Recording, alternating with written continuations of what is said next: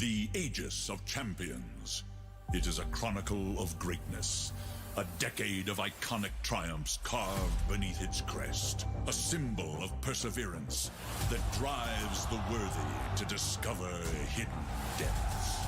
And a beacon of spirited battle, forged to challenge and inspire the very best. To fight for a place at the International and force a grand reckoning on Dota's biggest stage.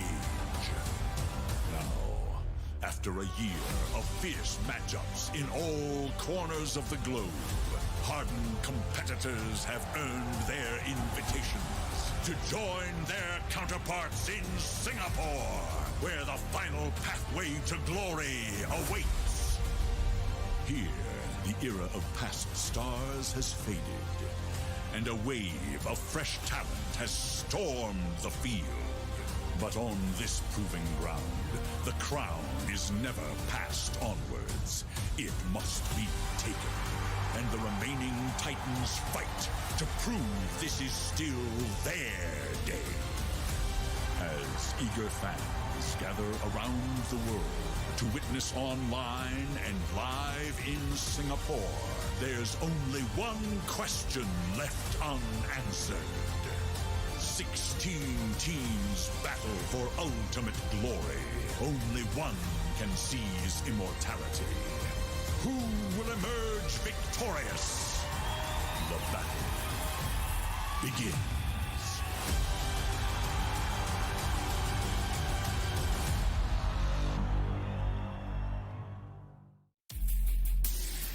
Good morning, everyone, and welcome to the International 11. We're off. It is time for the playoffs here, and in just a week and a half time, we will have a new champion in the world of Dota 2. 16 teams will play in the playoff brackets.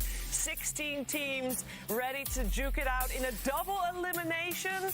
And it will be bloody, it will be rough, and there will be tears. There will be also tears of happiness, of course. There can be only one champion, and there can also only be one panel. And I'm so happy that I'm going to be on this panel to talk to you guys about TI11. And I'm also very happy to do it with my wonderful colleagues. I'm joined by Jenkins, I'm joined by Effie, I'm joined by Lacoste. Lacoste, how are you doing this morning? Doing good, a little nervous, even though we've been going for 10 plus years with this game, celebrating the beauty of it. Every single time it feels like, a Christmas morning, every single time the TI starts. Goosebumps. I am just so excited, but just like Lacoste said, every time it feels different. But I'm just so happy to be able to watch some great Dota with you guys. Yeah, it's the one time of year where, it's called the International because we're getting all these, countries together and they're battling it out. But it's like, I also feel like it's international in terms of everybody who has ever played Dota comes back to Dota for this time. So that just everybody's watching. This is the one thing everybody cares about in Dota. It's just the apex of everything, which is what makes it insane every year. Every year, it's insane, and I'm totally with you. There are these people that come in for TI, watch the International, and then log off until they watch the next one. And if you're one of those people, then you would have ended it with Team Spirit winning the International. They hold on to the Aegis at the moment. Of course, they'll have to give it up, or potentially not give it up, depending on how they do, in just about a week and a half. And I would say that if you indeed have only watched last year and this year, there's been a little bit of a shift, because Team Spirit winning the International, Lacoste, had a pretty big ripple effect.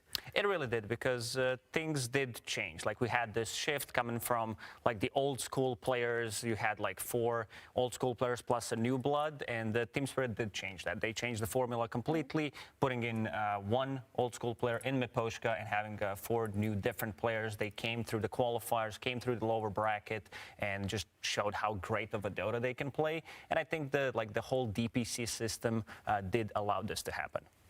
And we've seen a lot of teams just adapt that approach that Lacoste just talked about, most particularly in OG, who have had a fantastic year. They have taken 4 fresh, young, excited players, put them with their coach in Misha, who has all of that experience, and it is working wonders. So I think Team Spirit have really set a precedent for all of these younger players, and they've gotten them very motivated.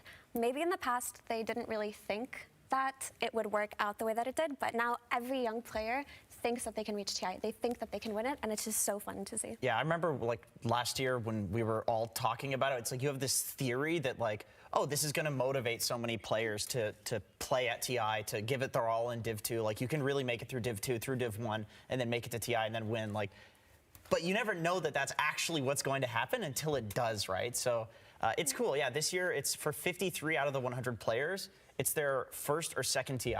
And for over 90% of just over 90% of the players here, they haven't been to more than half of the TIs, which would be unprecedented like a few years ago. It was all old blood in Dota. One of the biggest criticisms people had of our competitive scene is like, oh, it's just all old people. That's just not the case anymore. It's not the case. We have 41 newcomers this international. This is including coaches, by the way, and it's a bit of a controversial fact because I don't know if we are counting coaches or not. And of course, Misha, he was coaching. He's the first player. Misha is position 5 from Team OG. He's the first player to coach first and then play a TI. So we don't know exactly if he's counted as a Royal Roader because he has experienced TI before, but not as a player, and that could be considered to be like a different experience. So at the moment with those 41, I'm not counting him. But 41 new players last year, if you counted coaches, it was 39, which is crazy because we have a lot of the same faces still as well, Lacoste. Yeah, I mean, seeing new faces, how they adapt to the game, bringing fresh ideas to the table is like, we needed this. Like, they have a bit of a different approach to the game, how the game is going to be played. And I think that's the reason why this TI will be remembered as the closest in the overall skill of the teams. Because it feels like anyone can take a best of 3 right now. And it's not just the fresh ideas, it's the energy, right? There was that interview that Puppy had during the last chance qualifiers where he basically said, you need to play 14 hours a day and not sleep. And we're just too old to do that, right? We need these younger players to come and do that for us. And that is the best way that you can compete. So they just come in all fresh and revitalized, and it seems to be working out. Yeah, you need to grind. You need to grind for sure. And all the players that we are going to watch for the next week and a half, they have grinded pretty hard to get to this point. And we love to share all that experience with not just the players and not just my panelists, but also with you guys at home. And make sure to join in on the conversation on all your social media channels. It's at Dota TI on Twitter, at Dota2 on Instagram, and Facebook is Dota2 as well. And if you want more, you can get more because as of now, Secret Shop has been opened. Dota2.com/TI11.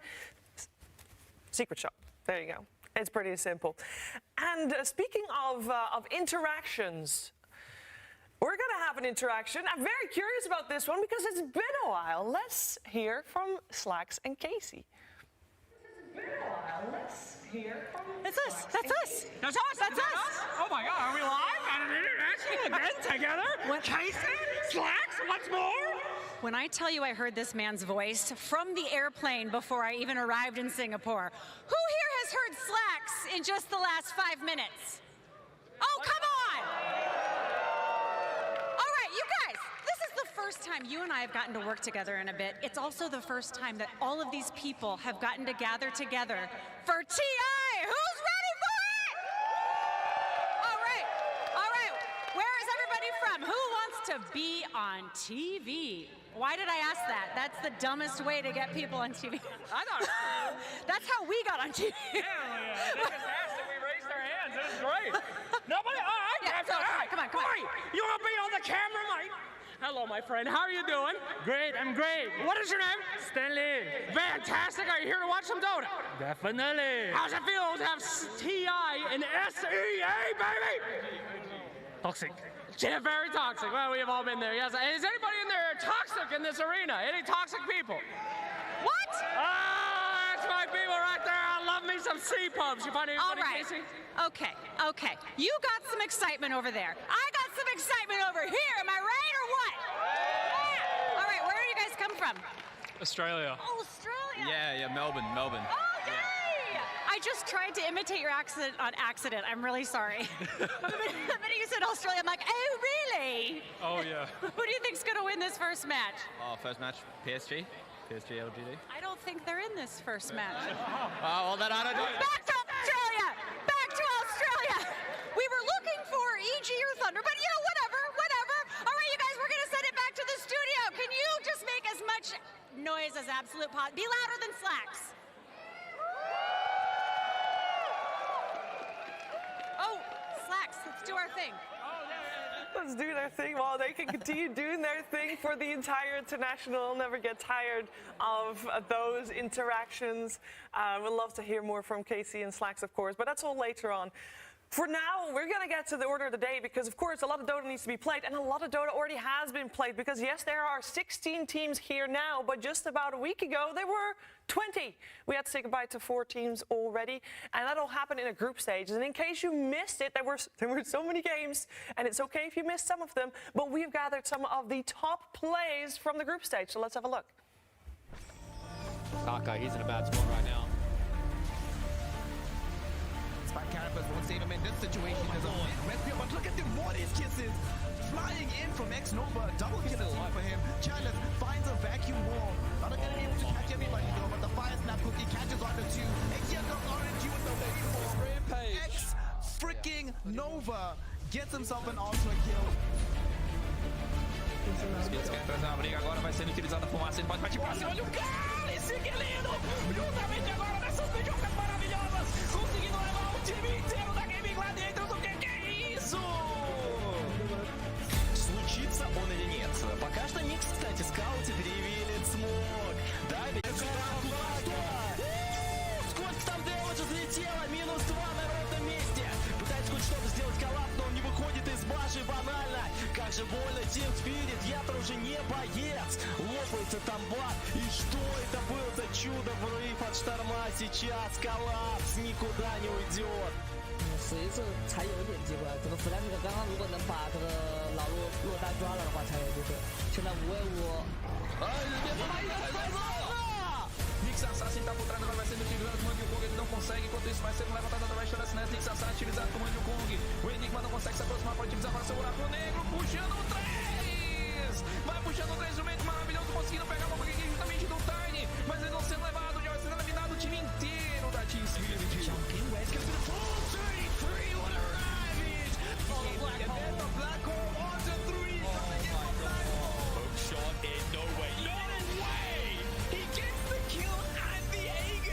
Forced off Dragon 60, another one as well, but Ori's in deep, he wants to bring down the Thunder from Raven, he's enough to save it, Black Hole comes out from jumps and caught the both inside of it, oh my god, it's beautiful! Isso agora da Nightfall pode ser levado, buraco negro! O Rubik não conseguiu pegar por causa da Linkens, enquanto isso agora vai tendo um crack desse momento, da Red pode ser finalizado, não vai conseguindo finalizar, e vai sendo levado, buraco negro novamente do Enigma! 断一下，哎呀，睡一下 A 型 ，A 型。 还在这，你不是个想弹扛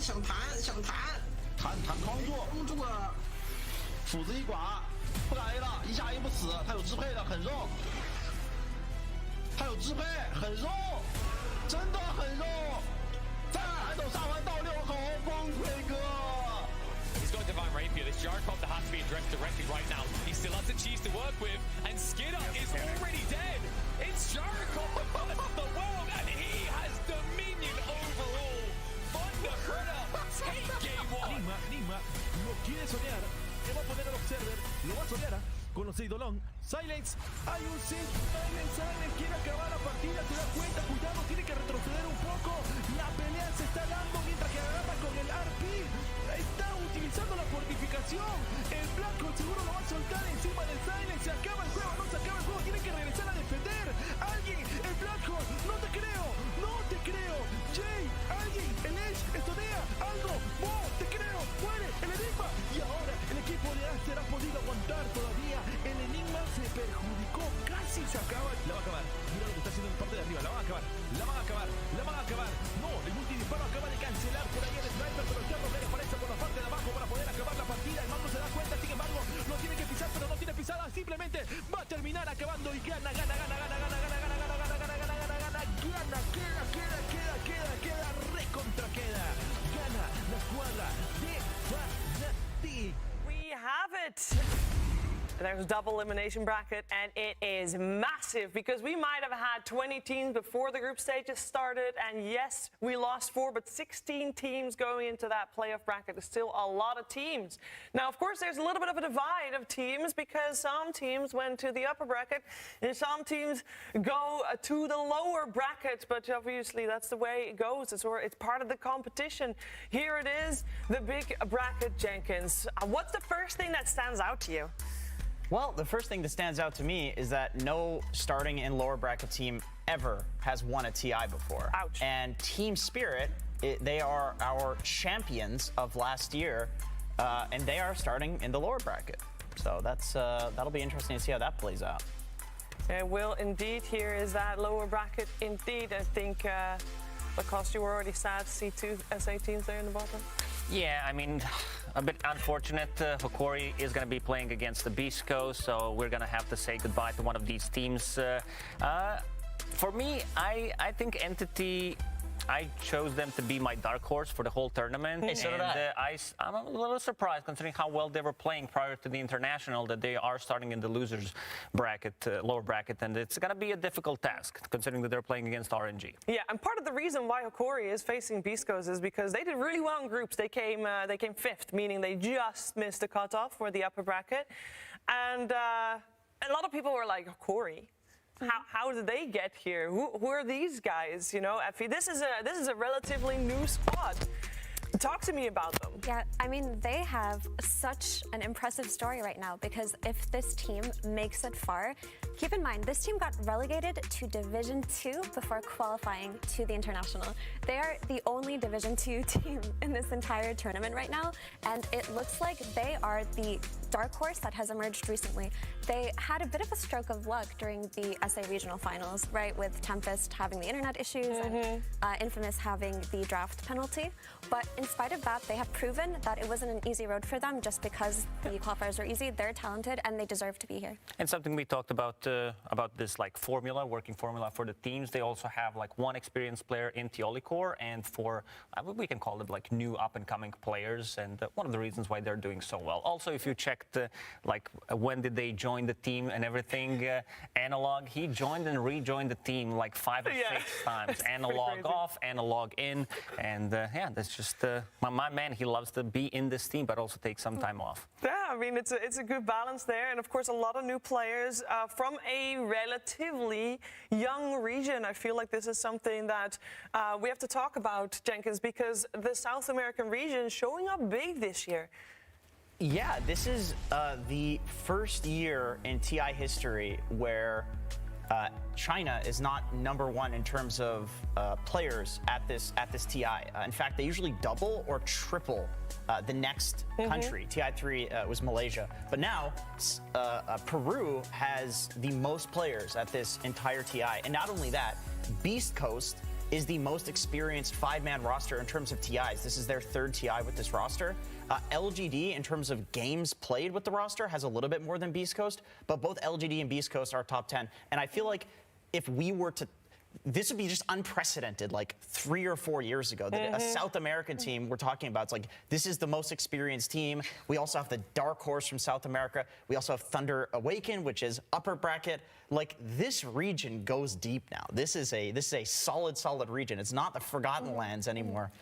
And that is a true dark horse in Hokori, but also Thunder Awaken, even though they had an excellent year and nobody looks down at them, they are contenders and they have shown that they can go toe-to-toe with even the greatest teams. So for the first time ever, it's not 1, but 3 South American teams playing on the main stage of the International. And that really just goes to show how investing in a region does yield results. Yep, and we just saw already that the best result that a South American team ever has had is top 8. It was, of course, the former infamous, now Beast Coast at TI9. It was a little bit ago, but there's definitely a lot of potential with the current squads. Yes, we know one will be eliminated in round 1, but then there's still 2 remaining. So we'll see how well they'll do here for this week and a half.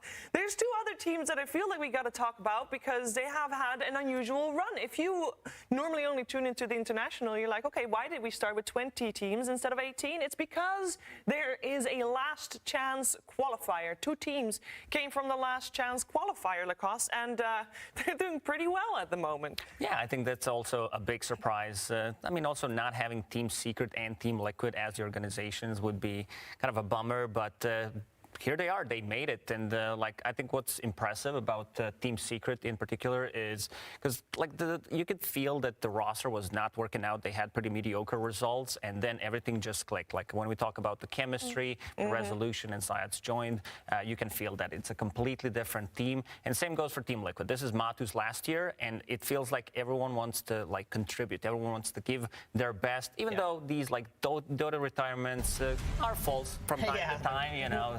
I feel like this one might be real, and even Zai talked in the interview about how like they're giving 100%. They want Matu to feel as comfortable as possible because they know it's going to last for only a couple of more days. Yeah, and here's the results that Team Secret has had this year. It says most recent tour 5th. But they were 5th every single tour, Effie. They've had a rough year, and it wasn't until recently that obviously they started to click. Obviously, some roster changes there too. Sheaves, I think rough year would be an understatement. This team did not attend a single major, and not only that, they ended the year with 78 DPC points. That is actually something that is so hard to believe, especially when it comes to a team with Secret that has TI's most decorated player of all time, Puppy. To think that his team could have such poor results, but somehow just make it in the end and just have that miraculous comeback and have everything fall into place, it sounds like it's a recipe for TI magic. Yep, and TI Magic, that is something that Team Liquid indeed needs as well. This is a team that has gone to the majors, Jenkins, but they didn't do that well. So them showing up here is maybe everything comes together for them? Yeah, Liquid has had a fairly like strange year because, you know, they've done very well regionally. And when you look at regional, well, the 6 teams that didn't get relegated from Europe Div 1, they're all here. They all qualified in some way. So it's like this is obviously a very strong region, and they compete regionally. But yeah, they've had a tough time at the majors. Had a tough time, and of course, I mean, with the last chance qualifier, they've done really well. Yeah, I think like Insani actually said in an interview that regardless of if he wins or not, obviously he wants to win, but. Yeah. The teams that come through the last chance qualifiers will perform very well going into group stage, and he was correct. He just happened to be correct about himself and about Secret, but he was correct about that. And I think, yeah, I mean, it's a gauntlet, and the patch came out like not so long ago, and quite a lot of things did change in that patch. We're on a competitive level; you have to figure it out. So these teams got a high pressure situation where they could practice the new patch, and the other teams didn't. Yeah. That's why Insane is Oracle's one of his best heroes, you know, 'cause he can't predict the future. That's right. He did. He did indeed. There's been, as you mentioned, there's been a lot of like slight little changes to the meta that we've seen over the group stage. And to give you guys a full like report of what's been happening with the actual Dota being played, we're heading over to Tsunami. Why have you guys not been tuning in is the real question. Why do I need to catch you up? We've already played 183 group stage games in addition to the 103 last chance qualifier games, but I'll bring you up to speed. I'll tell you which heroes, which players, which factions you even need to be aware of. Let's start off with the win rates, Radiant versus Dire. Now, normally, I wouldn't really feel that this is too relevant to bring up, but if you tuned in to the Arlington Major, these numbers didn't look so balanced. 52.5 for Dire, 47.5 for Radiant. In the Arlington Major, it was 60% for Dire. That was just a few months ago, but things are settling out as we roll into TI. So that's how Radiant and Dire stack up. How about some teams? How about some hero pools? How about our most storied organization here at TI? It's PSG LGD. 53 unique heroes played over the course of their group stage. It's a sharp contrast to poor little Entity with only 33, but it's okay. Entity, 5 players, all 5 players at this TI. It's their first TI ever, so we'll cut them some slack. It's their first time. LGD, though, 53, they raised the bar quite a bit. And what heroes have they been raising the bar with? Well, let's take a look at some of the most picked heroes throughout the course of this group stage. Marcy, I'll explain a little bit about Marcy later on today, but all you need to know right now is Dota 2's little anime introduction has been popping off. 76 most picked by far over the course of the group stage. After that, Shadow Fiend making a resurgence back to the mid lane. Undying, Tiny, and another new hero compared to TI10, Primal Beast, bringing up the end of the most picked heroes. How about the highest win rate heroes? Sure, you may get picked a lot, but are you winning? Storm Spirit is, much to the chagrin of Evil Genius fans, I'm sure, because you never know if Bulba might see that number and be like, huh, maybe it would be good for Abed to play an 80% win rate hero. Only 10 games picked, though. Lifestealer also popping off quite a bit, and Tusk, Naga Siren, and Crystal Maiden, 65% win rate, 42 games. She's doing very well, but I really don't care about the heroes that are doing well. I want to know the ones that you see them picked in the draft screen and you're like, oh no, why did they do that? Why did they pick, say, how about Mars? Why would they pick Mars? You think he'd be good. Not the case. Not the case of this TI. 21 games, 38% win rate. It's not looking like it's going to be another collapsed Giga Chad Mars year. Not this time. Next up, Drow Ranger. She's also been, she's been quiet. 22 games, 32% win rate. After that, some supports. Rubik, showing up with 18 games and a 28% win rate. Oh my God. He's huge. Yeah, you think he's huge, but it seems disproportionate compared to the number of games that he's winning. Batrider, also a very, very typical TI mainstay. Yeah, 18 games, 0% win rate. And then for mid laners, how about Queen of Pain? You'd think with Shadow Fiend being so popular, maybe Quap would be good. Oh, I'm sorry. Oh, I'm sorry. Are you not feeling too good with your 0% win rate after the group stage ended? 9 games played? Yeah, it's a bit of a shame. I'd feel bad too. And last but not least, Earthshaker. Also, you'd think every single time TI rolls around, what feels better than stuns? Yeah, it's not that easy. It's not that simple. Stuns may win games, but they don't win internationals. 18 games played, 33% win rate. May need to start shaking things up whenever you go into the main event. And we go into our first series of the day because I won't take your time much longer. Shiver, take it away. Thank you very much, Tsunami. It is indeed about that time. Let's get through this. We know that you also want to know what's going to happen, because I have been saying 1.5 weeks, and you're like, wait a second, TI doesn't last that long. Yes, it does this time around. We have a little bit of a different setup. So the schedule for the upcoming week, we're going to have first 4 days of playoffs, and then the grand finals weekend next weekend in 29th and 30th of October. There you go. And of course today. Today is an interesting day. It's going to be a painful day. We're going to start with 2 upper bracket series, best of 3s. Lovely. We like that. Then there's going to be 4 games, and I do say games because the whole series is a 1 game. It is best of 1 elimination. Lacoste, that's spooky. It's always difficult to play these BO1s in the lower bracket. Like how prepared you are.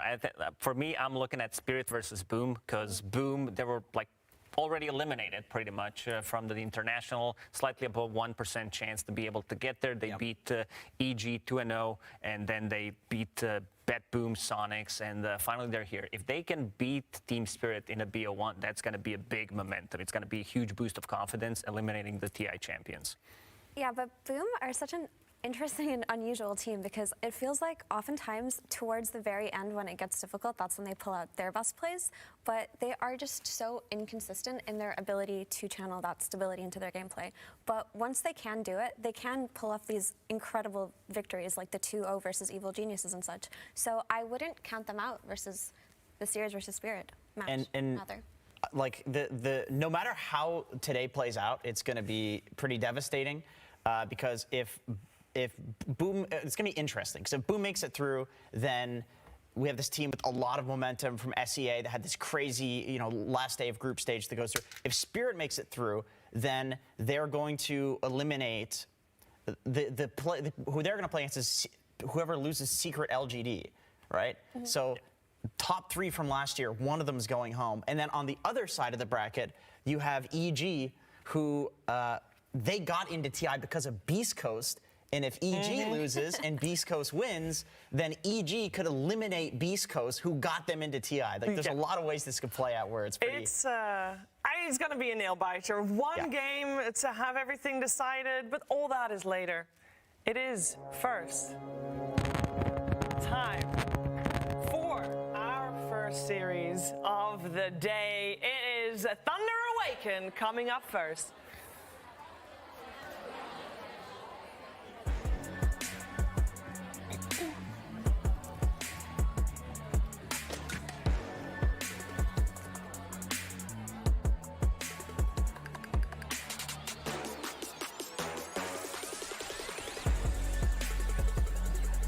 Thunder Awaken. Thunder Awaken, ready to take the stage. This is the first team in history from South America, starting off in that upper bracket with a lovely best of 3.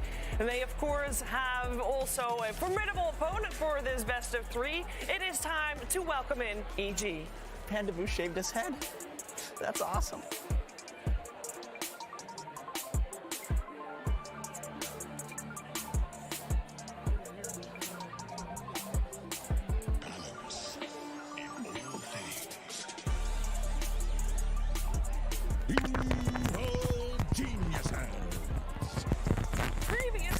EG won the group stages was in 2015. That's right, that was the year they took the Ages. This time around, they once again won the group stage.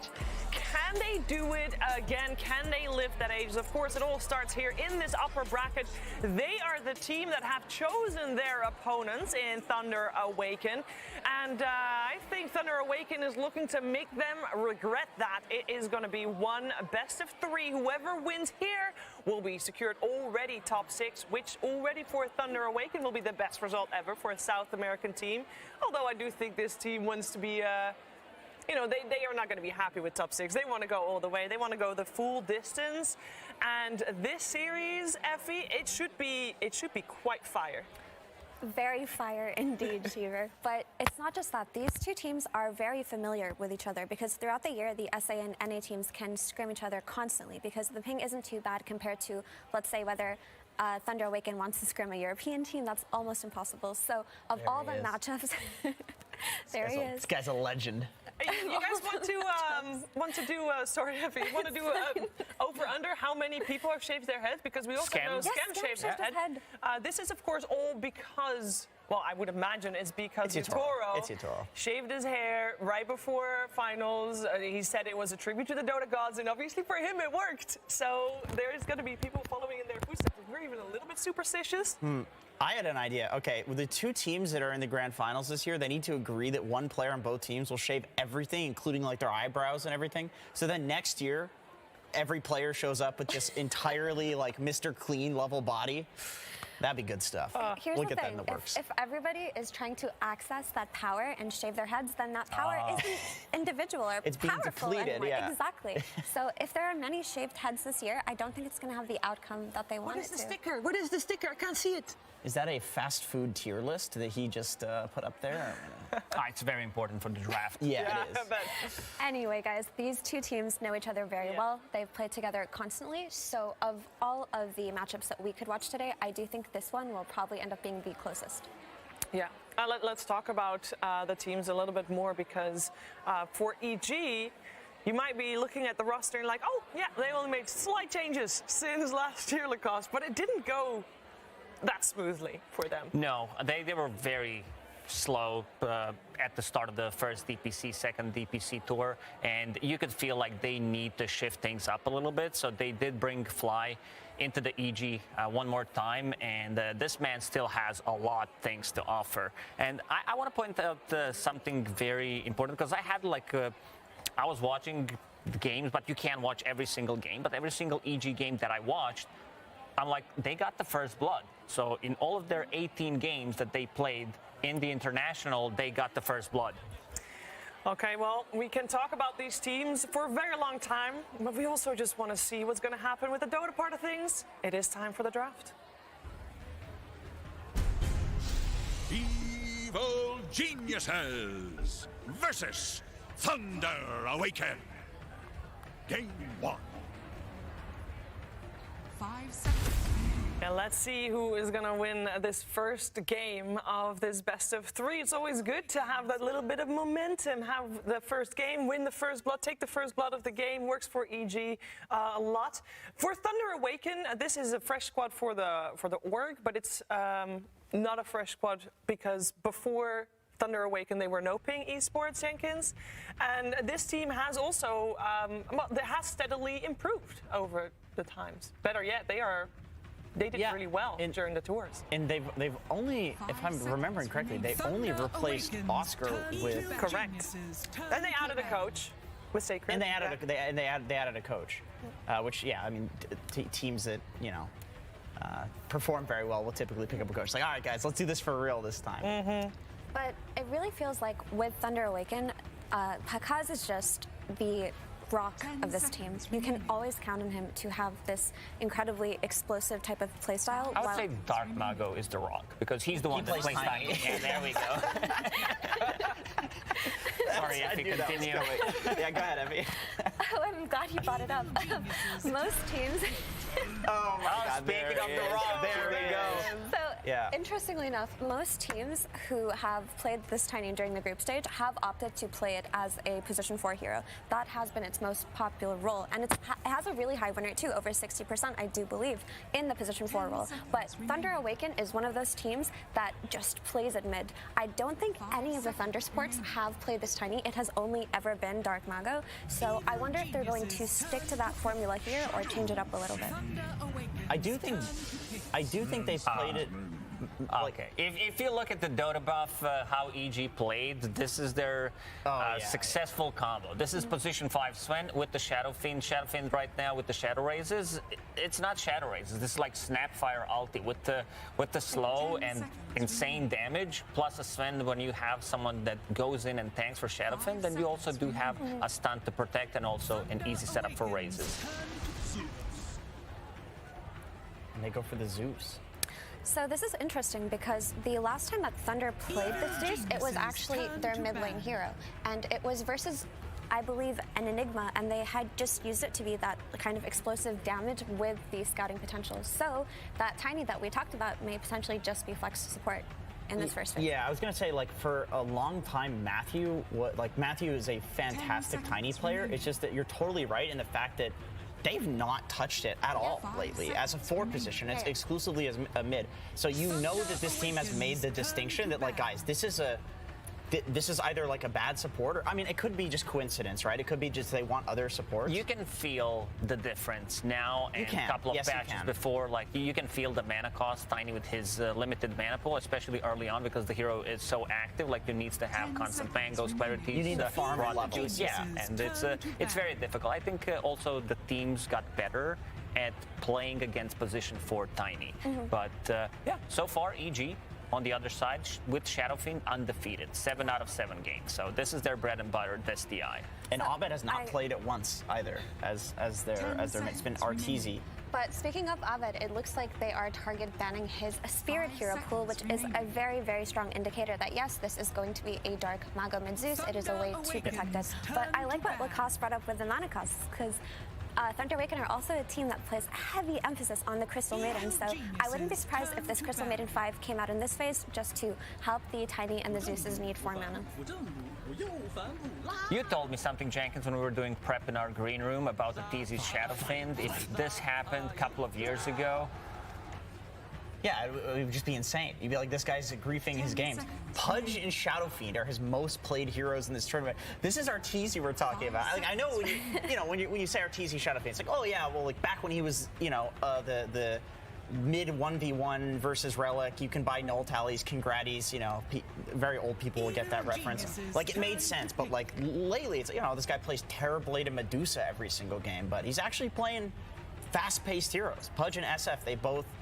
They show up with this like overwhelming magic damage early, and then they also scale incredibly well, which is why I think they're amazing heroes.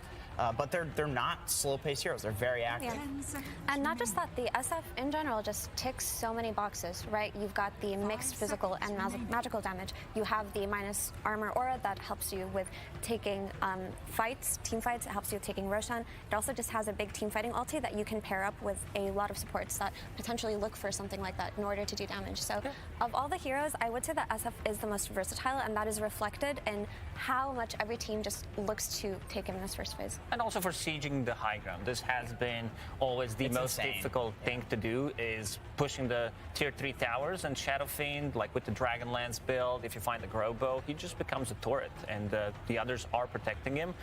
Insane hero right now. One of the reasons why he's so popular, recent changes to Shadow Razes, as we mentioned, and you also need to have someone to protect the Shadow Fiend, because he's like, and one of the reasons why EG did ban out the Pudge, because if he gets hooked, you know that this hero is going to die. One of the most satisfying heroes to kill in the game. It really is. But then the like Death Requiem can sometimes kill you, which is just some classic Pudge action. But actually, the Flesh Heaps do protect you against that now. But Invoker being picked up, so of course this is like we're looking at. This is going to be a carry SF Invoker with the Alacrity on top of the SF, who is going to be doing insane damage to towers because of his talent, where he gets the armor reduction on the towers. Like, he's going to be doing so much damage. And that's a good call, Effie.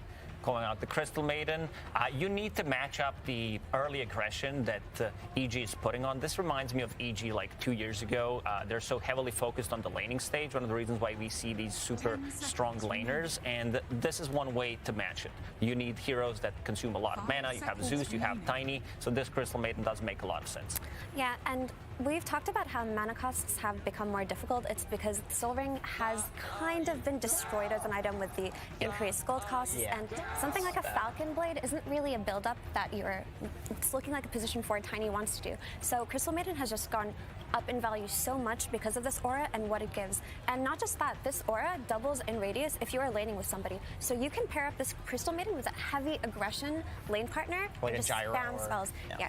So it's just a really cool approach to playing versus EG, I think, because if you're going to beat this team, you have to start with the lanes. Yeah, for sure. I mean, EG they've been known for this, especially in like NASA. Like, you play scrims against these guys, and like people expect to lose lanes and just beat them in team fights, beat them in RTZs hitting creeps somewhere. And they go for the Silencer, which we've seen a lot in throughout the group stage, usually paired with the Enigma, so that way you can global while the black hole's going off, and then there's no counter to the black hole or against the Enigma. So it's interesting to just see the hero getting picked up. Doesn't strike me as a good like Silencer game. There's nothing that he's gonna like heavily counter CM other ult, than I guess. Like sure, but maybe during their Rolling Thunder. Global silence, and then he's just gonna roll. Shadow Fiend with Alacrity that you mentioned could easily just kill Pangolier if he doesn't get the shield crash off. And also having a dispel mechanic against the shield crash with the Invoker's Tornado is gonna be pretty big, I would say. Yeah, I think the Silencer is a nuisance to the Zeus in particular, right? Like, this hero does love to play versus the spellcaster types, especially if it has a decent start on lanes and can have impact in the team fights. But as we've talked about before, it is looking like a mid-Zeus, so an early global silence can be the difference in winning or losing an early fight. So I can see the logic behind it as well. Also, not just that, like, the hero is a strong laning hero, regardless of whether or not he needs to counter anything in the game. That's always been something that he's excelled at, but he falls off later on. I wouldn't mind seeing something that pierces Magic Immunity to have like ability to kill Pango during Rolling Thunder and have a bit of more of vision. Beastmaster comes to my mind from the off lane paired up with the Silencer. It's a strong lane because this is going to be a position 4 Silencer, something that Crit has played so far in this international. And also, on the other side, I mean, my brain just works differently. Rolling Thunder Awaken. That's what they've been going for. You were waiting for using that one. With Enigma still in the pool, by the way.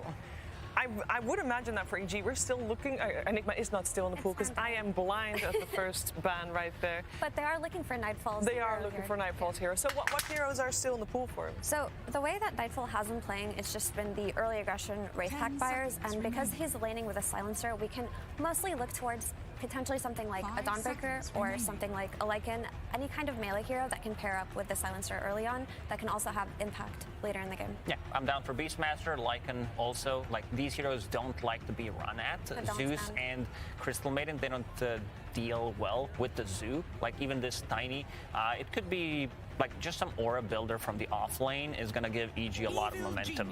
Yeah, you could argue like, you know, CM originally was like a counter to Beast because you frostbite the boar and it dies from full HP, but you don't really play Beast with the boar anymore. It's a lot more about the axes in the laning stage these days. Still, you could like maybe formulate the argument where it's like, depends on the matchup. Let's go Lycan instead because like the wolves have the magic, you know, magic resistance, whatever. Also, I do like the idea of just Beastmaster for that BKB piercing ultimate. We also talked about the potential with Zeus, but now that this Pango is out, we don't actually know where either of these heroes are going. I feel like if EG is banning Void, they're not picking Beastmaster because I think Beast is the best lane counter to Void in the game that exists. I think it's like an impossible lane to play for Void. So it's making me think they're going to pick something like more off the wall, but I don't know, we'll see. A lot of Nightfall's heroes are banned. Yeah, the only heroes that are still in the pool from the heroes that he played during the group stages are Razor and Lycan, as far as I can tell. And it's not a good, it doesn't feel like a really good Razor game. There's nobody to really leash on in this game. Like Pango's going to jump away, CM's going to frostbite you, Zeus has Heavenly Jump, Tiny stuns the ground, he walks away from you. Like, but they're going to see the pick here, so they get the lane counter. But also, their draft is just really flexible still to this day because this Tiny could potentially also be flexed to the carry position, right? Because this Pango comes out and this hero has been most effective as a mid laner. This Zeus's position in the game could potentially even be a 4 if that's what they're looking at here. So Thunder do have the advantage right now in terms of EG not being able to read their lanes necessarily. Geniuses turn to pick. Well, that's a Bloodseeker coming out. Do we like this? It's something. It's a strong lane. Like it's Crystal very Maiden strong. plus the Bloodseeker. I think this is what they're going for, just to be able to have something. It's more for the lane than more for the game. Having a BKB piercing ability, a BKB buyer, an early BKB buyer after a Maelstrom, so you don't care too much about these heroes other than the damage from Shadow Fiend, and your armor is naturally very high on Bloodseeker, so looks really good. But also you just have the age-old combination of Bloodseeker and Zeus, right? You can just amp up his damage so much, and you can take advantage of the vision that he provides for you, right? If a hero is low, you stay with the Bloodseeker, all to Zeus. It's just something that has been played forever. I do think also when Bloodseeker gets like the Basher Ag Shard eventually, you can man up against the SF. It's very hard for SF to sit there and be a turd and right-click you. Especially with the Pango disarms that are also going to be coming in. So yeah, it works out nicely. There's the Tidehunter, so it might not be an Enigma black hole, but it looks like we still might have some big ultimates coming out from Nightfall this game. Now that there's 10 heroes on the board, time for some final thoughts, Jenkins. What are you going to look for in this game? What do you want to see? I would say, if you're asking for my prediction, which eventually I would do anyway, I guess, I like Thunder Awaken's draft, to be honest. I'm not a big proponent of the Tidehunter. I think the Ag Shard looks really cool in theory, but it's kind of goofy in practice. I think their lanes are really strong, and that's where EG usually gets a huge advantage. So I'm going to say I like Thunder Awaken's draft. Yeah, I think the Tidehunter is more so just being able to get that early Wraith Pack timing and just being able to collapse early on, play that 5-man, go mid, get that Aegis for the SF. So I do think that if they're able to get that sub 15-minute or around that 15-minute Wraith Pact, then EG's lineup will really pop off, and they do have the ability to play into Thunder with their Global, with their Ravage. So I think it's just going to be dependent on whether or not this Tide hits those timings. I'm looking at EG's draft. I'm not a big fan of Tidehunter as a hero, but I think it works here really well because there's no real counter. Pango can be slight counter if you can connect your stuns, but I feel like EG got this one. Okay, we got a little bit of a split panel. Seems like we're gonna be just having to wait and see what's gonna happen in this first game of the International 11. And who better to kick it off than OD Pixel and Fog? Thank you very much, Shiva. Yes, myself and Fogged here, live in Singapore. The crowd, of course, already amazing as we get ready for this first series. Evil Geniuses versus Thunder Awaken. Fogg, we've just had the drafts. What are you excited to see from these two teams? Because so far, from group performances, they have impressed. Looks like battle ready from both sides constantly, especially from Thunder Awakens, which is what we've come to expect from them. Look how much their spam is going to be coming out in this game. Zeus, Zeus, with Bloodseeker, with CM, with Tiny. I mean, this is just constant aggression. Let's see if EG's able to hold on to their game with their really stable draft they've kind of gone for. Lots of team fight, their SF, their Invoker to kind of stabilize things together. Let's see how it all goes. How do you think both teams as well felt with the close up to the draft? You know, obviously Thunder Awaken getting that Bloodseeker carry for Picasso as the last pick, and EG, they leave their offlane pick to the last and they get the tie. Do you think that both are pretty happy with this, or do you feel one of the sides was maybe a bit sort of forced into a corner with the last pick? Not sure, honestly. I think Thunder is probably pretty happy because their lineup is all about aggression, and Bloodseeker thrives off of the 4 heroes before that, right? Everyone's going to be spamming spells. Heroes are going to be low, so Bloodseeker could have a really good advantage. And I heard the panel saying, you know, a lot of the game could be perhaps how this Tidehunter's lane goes. If Bloodseeker is constantly thirsted up from all the spam and everything, maybe that lane could get a little rough. We'll see, because CM has been seen to be one of those really aggressive heroes. Trying to start things off there with a stun into the Raze, but if you're quick with the Avalanche, we'll be able to hold back the two of them. Now let's see how this top lane goes too, right? The double melee into that Sven Shadow Fiend could be a bit problematic. These Pangos, been seeing it more and more in the off lane, but still, it's not the strongest of lanes. Panda will get zoned away. Let's see indeed how well Crit can keep this bottom lane safe for Nightfall, or if Thunder Awaken will be able to pressure the Tide here in the early stages. He is at his weakest. I think that the Silencer should be able to deter the Bloodseeker and the CM from putting on too much pressure. The constant Arcane Curse is really problematic, especially for that CM. You don't want to really take yourself down and get killed in these type of lanes. Of course, top lane, Arteezy on the Shadow Fiend, something that looked fantastic from him time and time again in the groups. This game, do you sort of like the overall game plan that Thunder Awaken have gone for to deal with the Arteezy SF? Yeah, to be honest, traditionally, even let's go back to old Dota times, like Dota 1, etc. kind of things. Burst damage has always been something that does work pretty well versus Shadow Fiend, and you look at their lineup, it thrives on burst. So that poke from distance and burst could be something to be able to bring down Arteezy in a lot of situations. And looking at lane manipulation, it's already starting to happen. Thunder, they have to try to pull this lane top because the double melee versus SF, but it will be caught. So unfortunate for them. As you say about that burst, you know, one of the benefits as well, right, having that Bloodseeker last pick, the spell amp, it's going to be there. So that burst is just going to be at another level that Arteezy's got to be prepared to deal with and rely on his teammates to bail him out when Thunder Awaken goes straight for the Shadow Fiend in the midst of the team fights. Yeah, and the really important thing really is going to be the lack of BKB piercing disables that are coming on AG at some point, right? Because at some point, Thunder Awaken, this Bloodseeker will have a BKB, and his target priority is going to be either that Invoker or Shadow Fiend. He's going to run at them, and there's no way to stop him unless they have, you know, like an Abyssal or, you know, something like that. They catch him out of the fog before that BKB happens. Yeah, so the defensive maneuvers they can rely on being sort of the global silence, the Warcry buff. Warcry is going to be one of the bigger ones, at least to protect the Shadow Fiend, of course, versus that Bloodseeker. That's why we've been seeing them go for it so often. Nobody really getting left too much out of the dust here. Arteezy missing some of those last hits because of the creep manipulation, but so far pretty even. A couple of minutes in, and nobody getting hit too hard either in the lane stage. No. I like the response from EG, the Invoker versus that Zeus. I mean, we've seen this so much, this Invoker versus those spam heroes in the mid lane, just sustains. He's able to get on them always, too. So we'll see what Abed's going to look to do. I imagine he's going to look to be pretty active this game. Going for this Quaswex build. See a bit of a chase down here on the bottom. Frostbite into the Blood Right. A lot of damage, but Fakaz went. Look to dive under the tower. Matthew will be able to get away. Does get triple A's. Arteezy was waiting for him to try to do some creep pulling. And as we said, this is, now it's going to start getting a little harder for Nightfall until he does get a little bit tankier because the constant spam. See Panda. Does go for the 1-1 build. See the confidence as well there from Fakaz, just standing his ground against Nightfall. See if he's going to be able to finish off the kill here. He'll look to chase him down. Stick charges there from both sides. It's close. Fakaz, they'll get it. First blood here for Thunder Awaken as they take down the Tide. I love that they do that when they see he's still got these naked items on him, right? He's just got wands, quellings, no actual stat items besides that. No ring of health either, so they're trying to just take advantage of that early aggression. Nicely done. Yeah, absolutely. Choosing the perfect time to strike there. And Crit's low mana now, too. So they tried really hard to just deter that kill from happening, from using all the silencer spells, but the next time it happens, Crit won't be able to deter nearly as well. Got to be super careful down here, EG. Yeah. See with the pull hit, Crit trying to get back control of the lane.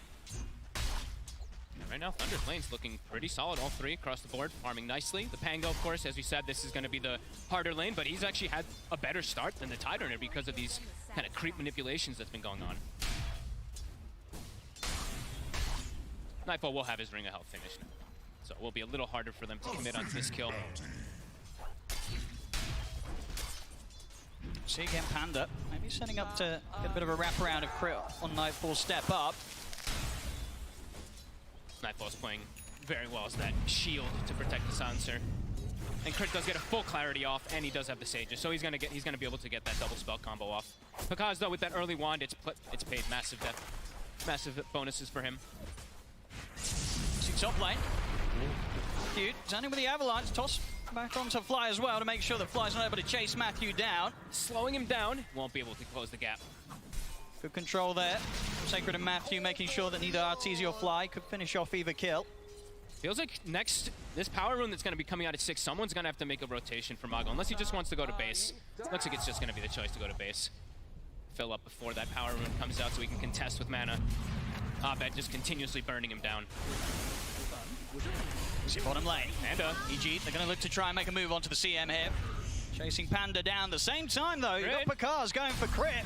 Panda will go down to Nightfall, but underneath the tower, Pakaz will find the trade. Both cores able to chase down the supports, gets each other a kill. Panda will take that one. Anything to enable Pakaz. That's the name of the game for Thunder. Yeah, so far, you can see both safe laners. 28 and 10 here for Arteezy, 25 and 5 for Pakaz. Yeah, they're putting quite a bit of pressure with this Tidehunter, to be honest with you. Seeing now the 6-minute power rune coming into play here, and EG, they're going to make sure they have control around this mid area. They'll look to charge in under the tower. Stick charges at the ready, though. Fly's not able to dive in and finish the kill off. So as EG bringing both supports over towards the power runes here to make sure that they're able to control them against the Zeus. Yeah, Thunder just unable to move the resources to go for that rune there. Mago, very lucky to survive, has Arcane Boots now finished up. And there's level 6, so now EG does have to be careful of that global threat. Absolutely. We saw at the same time with the supports moving mid, Thunder did attempt to make a play towards Nightfall, but at this stage, Nightfall, he's got sort of through the rough part of the laning stage, and now on his own, he's pretty hard to take down here for these two. Absolutely. The boots, he's able to distance himself as long as he connects the anchor. He's okay versus that Bloodseeker now. Top lane. That Zeus ult, it's at the ready. See if it's going to be, won't be enough at the moment. Still holding on to it. In fact, the turnaround's just there from EG. Oh. And they still can't finish him off. They know he has raindrop. It would not kill him. Bottom lane, Thunder. I'll be able to make a move here with a bit of a buff that Pakaz was getting. So we'll find crit in return, but yeah, that top lane, that's a very juicy bit of play there for Arteezy with those 2 kills getting handed to them underneath their own tower. Not what you want to do versus the Arteezy Shadow Fiend so far. This tournament, he's been dominating on it. And we said this was going to be the tough lane to look at for Thunder. Really trying to push the issue to just use that Zeus ult, but not able to quite find it. See here, quick smoke from the mid lane. I'm seeing if they can get some sort of setup around the mid, see if they can catch Abed by surprise. I mean, I think Abed knows this happening because Mago was actually nuking from the high ground while smoked. So he didn't see the Zeus and he sees these nukes coming in, so he's like, okay, I gotta be a little careful. He's gonna try and go for the play down bottom instead here. Margo, and with the Avalanche setup, should be a pretty dead crit. So we'll be able to pick up something here. A quick rotation down towards bottom off the back of that smoke. They're bullying him. 3 deaths already in this game. Just putting all the emphasis onto slowing down that silencer too. Mago, they give him the last hit. Rune will spawn bottom. Oh, it's going to be an Arcane as well. Abed able to grab it. Turns with a cold snap onto Dark Margo, but Panda's here to help out Fly. Charges in with the Warcry and the Storm Hammer. Will find the stun connection onto the Zeus. They'll continue to run him down here. We'll see Panda have another slow in a second. And further backups coming in. Matthew, make sure the Dark Margo's going to be safe. Toss back into the 2-man Avalanche. The ult as well. Can Thunder have the damage to finish off even these kills? Abed turns with the cold snap. He's into the Ghost Walk. They'll drop a sentry, but he's too far for the rupture. Pakaz also joined the fight. They'll go straight for the immediate TP out though, Abed, and he is away safely. Fly will get left behind. Pakaz, of course, he'll charge on forward with the extra help there from Matthew in the toss. It's quite a bit of a dive, but they get the job done. Pakaz, 8 minutes in, able to find a kill underneath EG's tier 2. And we said the thirst was going to be crazy this game. 8 minutes in, already rotating toward the mid lane. This is the sort of action you love to see, and you knew that they were going to go for when Pakaz comes in with this last pick, Bloodseeker. Beautiful rotation, but at the same time, Abed playing it clutch. Such a nice TP there, walking onto the high ground. no disables at the ready. See him actually come back onto the map on the bottom lane now. Looking to put some pressure onto this tier 1 tower. See who tries to turn up and soak up some of the golden XP from Thunder down here. Wants to get a kill in particular, right? Just wants to get that earn charge so he can start making easier rotations. They just want to pull the attention away from the Shadow Fiend, right? So making the moves bottom, it's going to kind of force rotations from Thunder to make moves down there probably. But we'll see if Thunder does fall for that. Maybe they will just still put the emphasis onto Arteezy. It's a dangerous area of the map. Ravage is at the ready if it's even needed, and doesn't look like it will be just for this kill alone. TPs are coming in though. Thunder, they want to see if they can find anything in return. Sacred ready with the Rolling Thunder, gets it off before the Ravage. Will be able to connect on to all three here with the initial stun. Jump forward from Dartmark, and they get it onto Arb, and then take down the Invoker. Panda will lose his life. But Thunder, to get the kill on the enemy mid, they'll look for Crit as well. He's out. Oh, he's not going to be out with a TP. The Lightning Bolt there in time for Dark Margo. And Thunder, they're not done yet. They're going to look over towards Nightfall. He'll go for the TP, but another Lightning Bolt. Dark Margo just cancelling TPs left, right, and center. Nightfall is going to try and run from this, but a toss forward gets Dark Margo in range, finishes off the kill. Thunder, they were more than happy for EG to go looking for that fight round that tier 1. They were ready to turn up, and they knew they'd be able to get more out of that trade than Evil Geniuses. The second EG steps a little too far into the tower range there. They commit too many spells. Yep, perfect rotation. Sacred comes in. Really nicely played from the Pango. And Pakaz, he was still staying up top, so it's not like he was just leaving the lane totally free for Arteezy. He was still kind of like putting a tiny bit of pressure in a way. So really nice rotations coming out from Thunder Awaken.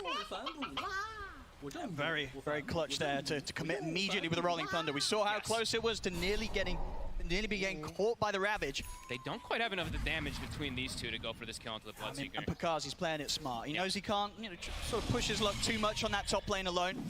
He won't stick around longer than he should. EG might struggle to find him. If they have the SF, they absolutely have the damage. He's kind of the biggest damage dealer that's going to be coming out. Yes, TP's on cooldown with the play that they made down bottom. So Pakaz, what sort of backups you going to get? It's just going to be the one TP coming in to help out. But the Requiem's there, raises from Arteezy, burst him down low, and Arbed finishes off the kill. EG, they get in, they get out. I like that he commits the Requiem. Honestly, it's just like, at this point, you're killing the most important core in the game. Don't need to worry about like over-committing anything. It's exactly how you want to do it, just in case there's TP rotations. Yeah, they're so close at the moment, these two carries in terms of net worth. Pretty much even, but off the back of that kill, Arteezy will now start to be able to build that lead. I mean, this game it's pretty much dead even across the board here. All the cores, nobody's too far behind. Pango only 600 behind the counterpart of the Tide. See there, it's an incredible win rate. No surprise, of course, with how well Evil Genius has been doing in the group stage. They've just come out of 100% win rate on the SF. He's gonna have to, the thing is this game is typical because he has to try to like think when he's gonna go for the BKB because of how much magical burst there really is gonna be a Thunder Awaken. They will be able to get on top of him at some point. As we mentioned earlier, the Bloodseeker BKB, that's gonna enable his team to just run at SF, run at Arteezy. So we'll see when he opts to go for that BKB. Right now, he's chilling in the jungle farming, not too much pressure onto him. I mean, for Thunder now at this stage, who are they looking to run towards? You know, where is the easiest play to be made? Are you trying to get into the jungle to try and find this Shadow Fiend? Do you look to try and bait EG again into a fight around this bottom tier 1 and react? I think you can fight around the bottom tier 1. I don't think you're at too much pressure of like needing to do anything at all right now. Pakaz is chilling, he's farming, he has Maelstrom. Zeus is having a great game too. The lanes have gone pretty well for having like this Pango offlane that we've seen sometimes suffer. So I don't think they're forced. If they say EG overcommit, they'll absolutely take the fight. Let's have a look, see if they want to do anything about this tier 1 defense. Last time it worked out very well for Thunder. We'll scan it out, and you can see this time EG being much more careful with how they put the pressure onto that tower. They'll start to back off for the majority of them. Look over towards the mid. As Thunder are looking to trade with the pressure applied here instead. Nicely done. Forcing some reactions. Mago, Invis. As the Kaya finished up, so lots of burst. Also, Max Lightning Bolt is done too. So eyes on the Zeus to really bring down these targets really quick in the fights. And as you mentioned, it really is so much burst on this team. And straight in they go. They see a chance there to jump, fly, and fly. Gone in an instant.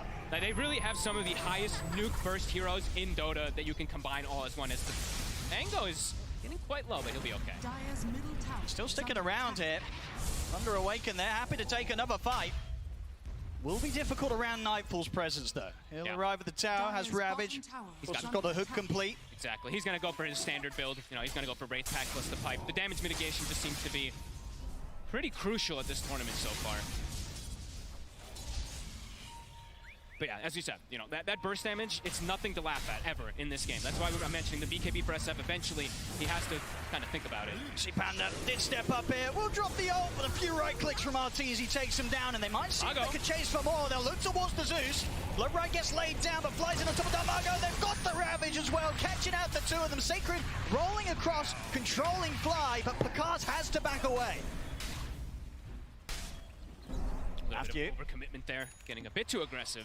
I was watching from the side here, but with 4 members of EG, to be in pretty good state right now. It's not a fight that Thunder Awaken will look to step back into quite yet. EG looks like they will respect it though, right? They did commit Ravage. They're gonna back up, let themselves just farm. Don't want to risk going into Thunder Awaken's constant spam lineup, going for a tower here this early. How close are we seeing that BKB on Picard? It's, you know, that's going to be the next focus really for Thunder. Get this BKB done on the Picard's Bloodseeker, and then they'll truly be ready to just go into these fights. And Picard, he'll have very little that's going to stop him going for whatever target he wants. He can just really beeline the Shadow Fiend. It's going to be mostly like the SF and the Invoker in most of these situations. And yeah, we see Arteezy, he understands, you know, BKB is queued up for him too. It has to happen this game. It's just way too much magical burst. We did see Matthew. Matthew's actually gone for phase boots this game, so opting to delay his Blink Dagger a little bit. Does have tumblers, so we'll be able to help him a bit, but does mean the initiation for Thunder will be a little bit more difficult in most situations. No real blink stun kind of thing. It's just going to be reacting to EG's first moves. Sacred, I believe does he have it done? I think he does. Pretty much the Lotus is going to be finished for this Pango. So they'll have options to be able to counter this Silencer as well in this mid game, which we haven't seen the global yet. See, bottom lane this time round, EG, they should be able to finish off this tier 1 tower. They're hesitant though. He's not going to do it himself. They're still being careful. Let the catapult do it.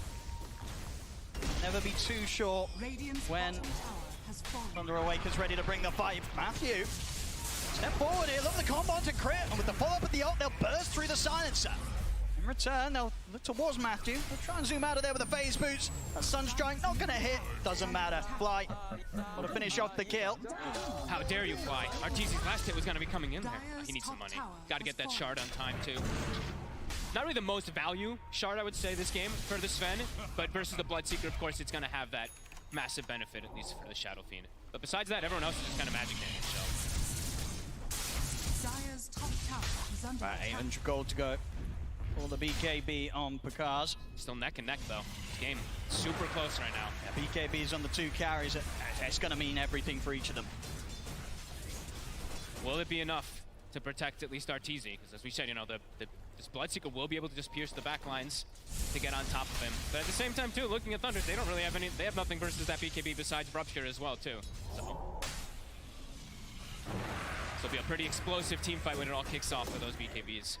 Both teams look like they are playing a bit careful for the moment. Absolutely, I could, without a doubt, go either way. The first big brawl that we see from these squads, 17 minutes in, 10-9, and less than 1,000 gold difference between these two teams. Crit could just cripple the fights completely too, right? Like if you see the Pango rolling up, you can get the global, you get these Ravages that can come into the control, so. You see how Thunder Awakens approaches the fight without any initiation. See Matthew, caught off the back of the tornado into the cold snap here as he steps up mid. I'll be able to finish him off. What are the numbers? EG put some pressure onto this tier 1 tower mid lane, knowing that Thunder Awaken might not look to try and bring a full fight here with one of their heroes down. EG rallying around that pipe right now, the Tide. They know how strong they are when he's inside of the fights. This magic resistance, aura, and everything. It is going to be able to counter a lot of that Thunder burst that we've been mentioning. See what Thunder want to try and make happen here then. I know that Arteezy's not present here for the team fight. That's the 4 of EG. Sacred, he's completely It's true, he's at 1 charges as well. Nothing to sort of buff himself back up for the fight. Over to the side, stunned into the silence. The Ravage as well, they've caught out Picard. Will be able to get the BKB off. Is he able to fight with this? They'll he's turning. Use the Zeus to try and enable him, get them low, but it's not enough for Picard to be able to completely commit in on this. Sacred charges in with the Rolling Thunder, holds them back. Another connection onto Arbet will finish off the Invoker. EG, they're starting to back off now. They've used their big team fight ultimates. They've just got the Requiem left. Will come out from the high ground, catching onto Matthew with the fear. But Fly goes down. Matthew, he's still alive. Finally gets taken out there. Arteezy with the last right click. But Thunder Awaken overall, without a doubt, they're going to be very, very happy with how that team fight went. Huge ultimate, these long cooldown ultimates used by EG, and it wasn't enough to allow EG to take the team fight. They didn't have the SF there when they're focusing on the Pakaz. He is that physical damage. This is a pretty tanky Bloodseeker. The Invoker with the Quaswex, it does not deal as much damage versus this. Oh, we really saw it there. I mean, pretty much what the stuns, Fly setting up into the Ravage. They get him low, but as you say, getting him low at this stage is not good enough if the SF's not around. BKB from Pakaz, there's nothing else to really touch him. No, and they barely got the mana too for Sacred, right? We were mentioning how he was I think he got bottled up from Mago, and then I think he got maybe like Arcane Boot from something else. So yeah, he must have, because I would imagine as well, that's probably something EG were going into that fight having in mind. They were like, we caught the Pango with the EMP, he's not going to have mana to play, but as we saw there, Sacred coming in once again with a huge Rolling Thunder. And that was also before the SF had the BKB, so he was being, TZ being a little bit more hesitant how much he does commit into the fights. Now also, so Thunder, after that, Sacred, he's pretty much going to have Blink Dagger, so, we were talking about a little bit of awkwardness perhaps for their initiations. Now, that's going to be pretty clean for Sacred in most situations. Abed starting to fall behind.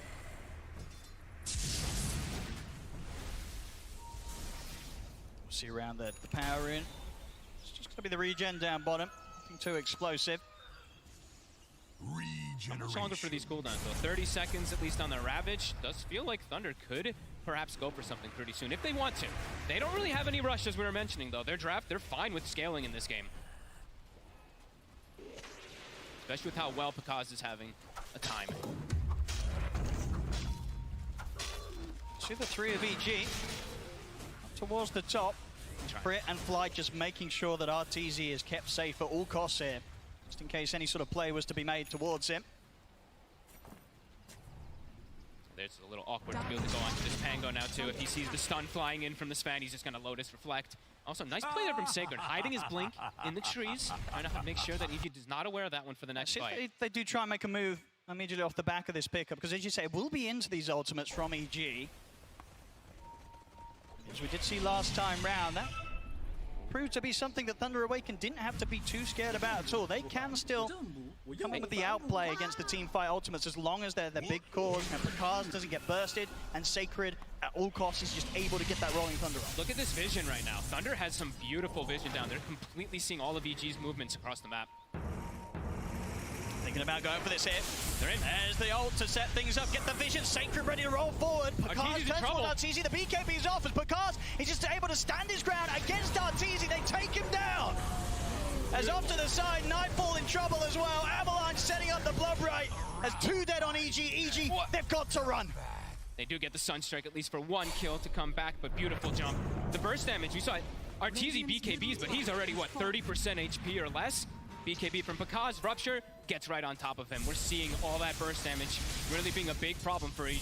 Absolutely, as you say, one of the sort of lackings of EG's lineup is just the potential to really bail the SF out of this trouble. If Pakaz gets on top of Arteezy, BKB or not, it's not going to be a fun fight for Arteezy to stand it. Now look at that. He's 30% HP immediately, and then his whole team is already having to bail. They can't actually get the They can't do anything to help him at this stage. Beautiful play, really, by Thunder. And we're going to see that a lot now. When they have the Zeus ult, when they have this Pango constantly, they see everybody when they Zeus ult, Pango gets those initiations, and that's the dream Blink reveal.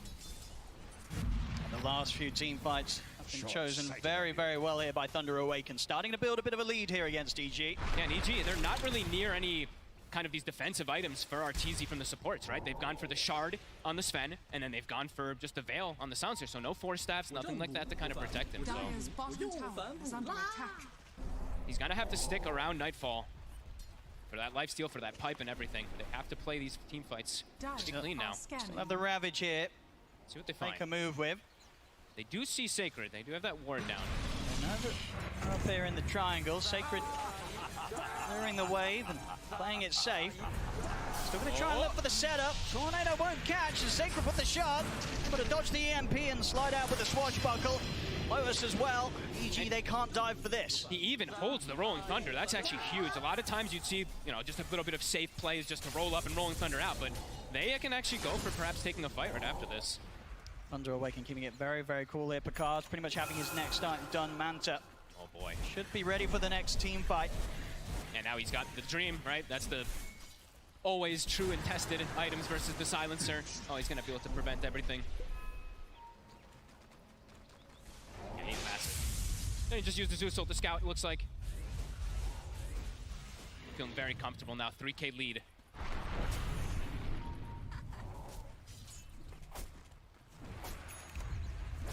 Just really loving the warding. It's one of the biggest things that I've been seeing, at least from Thunder Awakens this game. Just some clever wards, a little bit different ones, but it's been catching EG off guard.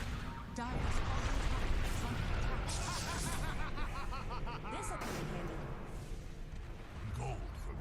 think at this stage, for Thunder, is there really any pressure on them to sort of make these moves, or are they just waiting for EG to come to them? I think they can do kind of what I think they're feeling so comfortable with the map. The Zeus is having such free farm, almost as Ags.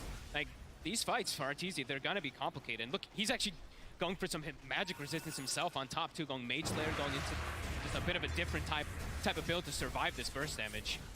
But it's just gonna get bigger and bigger once the Zeus keeps getting these levels and finishes up his Ags, which it's about to be.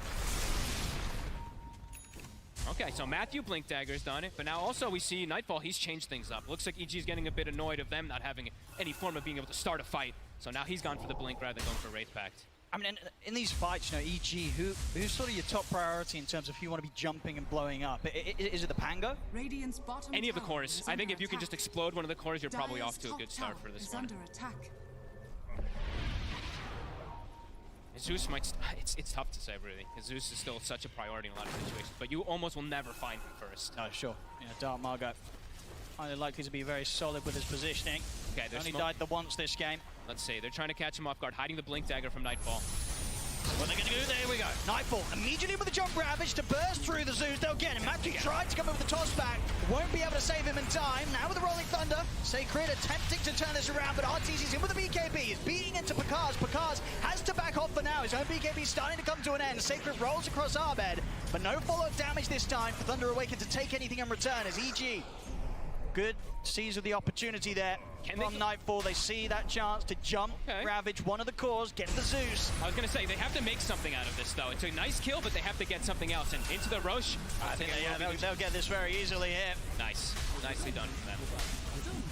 And that time, this, you know, we were just mentioning, you usually don't get caught in the Zeus, but that was the Blink reveal. Didn't expect it whatsoever. And a beautiful play, really, from Abed. The Sunstrike to scout before that Blink Ravage comes out. Nicely done from EG. We saw, you know, an admirable attempt there from Matthew, of course, trying to get in with his own Blink reveal to get the toss back, potentially save Dark Margot, but too much burst from EG. Aegis on Arteezy. See what EG's going to be able to set up for next. They don't have a Ravage, but they do still have the safety of the Global to fight under. Ooh. Actually finding a little bit of an opening here. Matthew is around as well to help Sacred out. See the BKB's popped up, it's standing his ground. We'll see an attempt to charge down Fly, but the disarm's already there onto Picard. He has to back off himself. We drop the Rupture onto Arbed. BKB for him comes to an end. Sacred's going to try and roll in and finish off this kill. A couple of bounces with the Thunder, blood right down. Picard finishes off Arbed. Turn their attention now over towards Nightfall with the damage of Picard's Dark Margot and Sacred. It seems to be a lot. The Global Silence comes out. Backups here. Arteezy and Fly have turned up as well. Arteezy stepping forward very confidently here, of course, with the BKB and the Aegis. Turns towards Picard, standing his ground against the Blitzing, but Picard tries to run, but Arteezy able to take him down. He keeps trying to go for the SF, but he's got Warcry on him. He's got like 40 armor on this Shadow Fiend every time the Picard runs in. And that's actually, Picard, his BKB just came up, he popped it, ran in, and died right afterwards. So now we're at that 6-second EG finding their footing. And that was Thunder forcing the fight because they know, you know, Ravage on cooldown, they're trying to persist into something, and they do lose their big boy Picard. I think they sort of just underestimated the ability for EG to bring in all the members. You know, Arteezy able to step up. And of course, something that you won't hesitate to do so with this Aegis ready to go. Still 3 minutes of play on it. Picard was really pushing the limits there too, right? He was sitting 10, 15% HP. BKB was 5 seconds cooldown, healing off creeps. Tries to reinitiate, but yeah, just can't really disregard how tanky the SF is from the Warcry. So as well, that sort of initial struggle for Picard, having to deal with that long disarm. He gets caught by. Even though they're able to find Arbed, see from this part of the fight, Arteezy knows that there's action to be had. Able to walk over, join the rest of his team, and make sure that Thunder just weren't able to stick around in this triangle, to make anything more. Just look how risky, though, what Picard is doing there, right? Like, just really depending on all the damages. Quick moves as well from EG. They've got the Ravage back up. They're immediately smoking up into the triangle of Thunder Awaken. Looks like Thunder Awaken are pretty aware. They're backing off. They have the Wraith Pact now, too, so this team fight could be a lot more complicated. The burst and everything from Thunder is no longer nearly as effective. Versus Mage Slayer, versus Wraith Pact, versus Pipe. EG's got a lot of ways to just protect their cores now. see here, Thunder, no intentions of stepping up into this triangle. They know that this area would be incredibly deadly with EG in position. Aegis as well as all those ults being up. And also, Arteezy, they don't know this, but he's now hit level 20. So a big peak timing for the SF. Massive damage increase. And I think he also does have, he does actually have the full Bloodthorn as well. This is, he hits hard. Oh yeah. And with these sort of decreasing durations of BKBs, as soon as that BKB comes to an end, they have to get out of the fight here. Picard in particular, he's used that BKB in Manta. They're able to catch him with any sort of stun, the amp up with the Bloodthorn. This Bloodseeker's going to get destroyed by the SF. Yeah, now also you have to watch out for your Zeus, your Pango, etc. If the SF's able to get on them, he can actually just clear them out on his own very easy. Threatening with the Zeus ult. See the SF. Arteezy the only one really showing. Yeah, I think they did see the pipe aura actually on him though, so I think they did know that the rest of EG was in the area.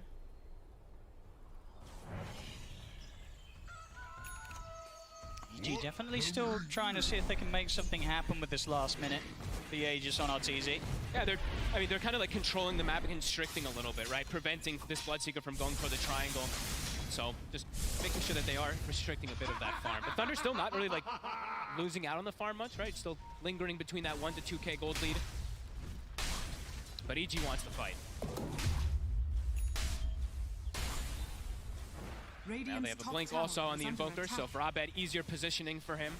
Either to buff up Arteezy or to get these disarms and control. Do you think there's an opportunity for Thunder Awaken to try and look to force a fight, you know, in conjunction with the ending of this Aegis? Knowing them, that's kind of their style. Yeah. So let's see if they want to try it. It's still very difficult because we mentioned there's a ton of damage mitigation that's coming out on EG. They're very much ready to go. Matthew stepping up. Let's see what they find. Here's the jump. Matthew in with the avalanche toss combo. Bursting fly down low. Roll forward for Sacred. He's going to look to try and chase down the Sven. Flying Crit getting forced out of the fight here as Thunder run down the two supports. Fly goes down.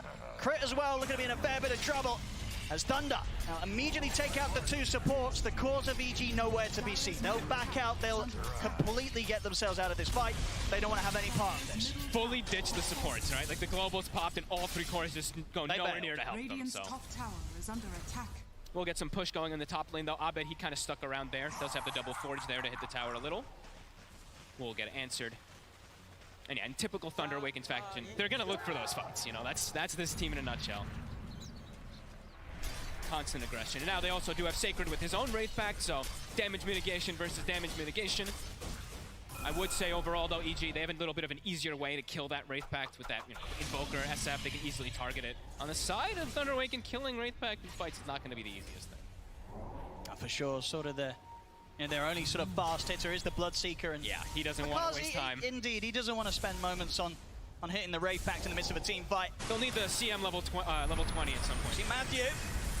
Get chased down here, Bloodthorn into play, see how much damage comes through as a few of those hits come in. Same time, Sacred's in with the ult, over towards Arteezy. Arteezy pops the BKB. Sacred. That's to be into Sacred as Sacred has to roll away. Will manage to survive. That was kind of their big go right now. Ravage still available for EG. Thunder has to be careful. Yeah, they're just having a lot of difficulty with this SF, and he's soon approaching that Satanic too, so. He's going to be huge. If they don't burst through Arteezy, he's going to be back up to full HP. They got to try to isolate him somehow or just get the grab on him first. Let's have a look at. They're going again. I mean, this is in typical Thunder fashion. They do have the Zeus ult at the ready. Pango ult in about 30. Don't have to, and by that, yeah, they do now. The global silence also back up, so EG ready with their ultimates to respond. So it has to be a very, very clean jump from Thunder Awaken and a quick one as well. They're still being cautious. 45 seconds on Arteezy's BKB, so he's pretty much just sitting in the base. If he gets caught. If he gets caught from the Tiny, he's kind of just dead. So scanning. Nice attempted smoke there from Thunder, but EG very well aware. EG know exactly what's up. Incredibly hard for Thunder to sort of find a way to get in on top of this lineup when EG is grouped up as much as they are. Still keeping that gold lead though. The golden experience lead they've constantly had at this game. But the net, you know, that win probability is just that even. We've seen it throughout the whole game, the battles back and forth. Some good aggressive vision though, Thunder, when they did go for that swoop, did put down some wards. EG probably well aware of that area, so they're not gonna go near their triangle for the moment.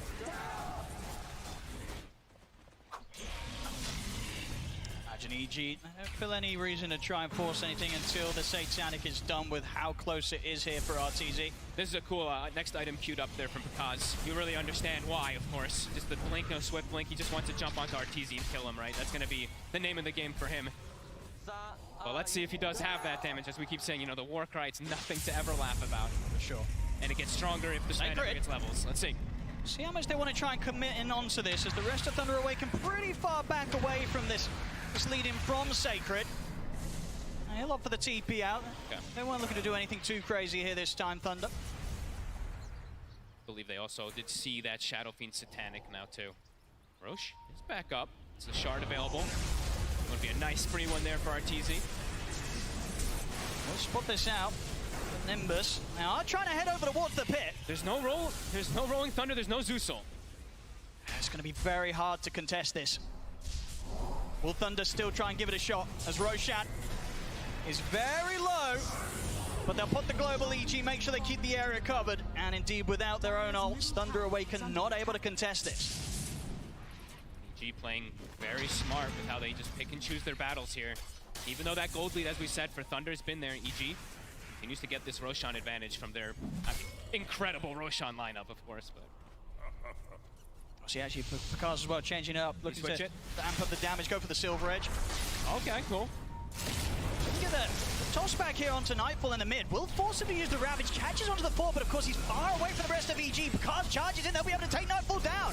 Now they look over towards RTZ, of course RTZ with the Aegis and the BKB will stand his ground here, punch back at the Pakaz. Pakaz has to keep his distance, he's pretty much one hit away from dying. Arbet tries to catch him with a Tornado, but the BKB is still on in time to keep Pakaz safe. Underneath the tower, Sacred charges forward with the Rolling Thunder. They've taken out Crit as well. Jump forward from Matthew Thunder, they're ready to look for more. They've got the Frostbite to fly. Requiem from RTZ trying to keep the space here to keep the rest of EG safe, but Thunder, they still continue to poke here underneath the tier 2 tower. Frostbite from Panda, another jump from Sacred in with a shield crash. Matthew looking for the wraparound on towards RTZ. RTZ turns towards Sacred. Sacred, he's still alive. He finally died. The last hit there from RTZ takes him out for Pakaz. He's going to go back in. He believes in the bash, gets an immediate bash, and pistol blade active as well to hold back RTZ, but now the buybacks are coming out.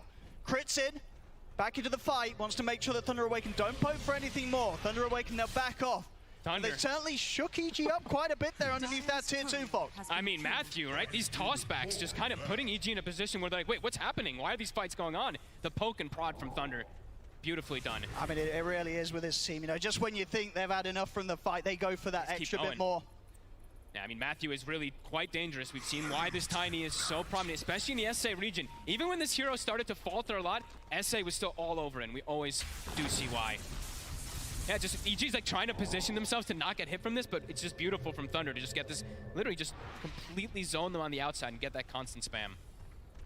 And it really was just sort of toss back after toss back from Matthew. Started with the play onto Nightfall, catches out Fly, and then here behind the tower, another toss back and Fly once again, Crit before Fly. An incredible fight there from Thunder Awaken that EG definitely weren't expecting. They were not ready for Thunder to come at them that hard at this stage. Yeah, and it's a huge gold injection too, right? For Pakaz, he just had bought the Chrysalis. Now he has a 3,500 gold, so can choose to what he goes for here.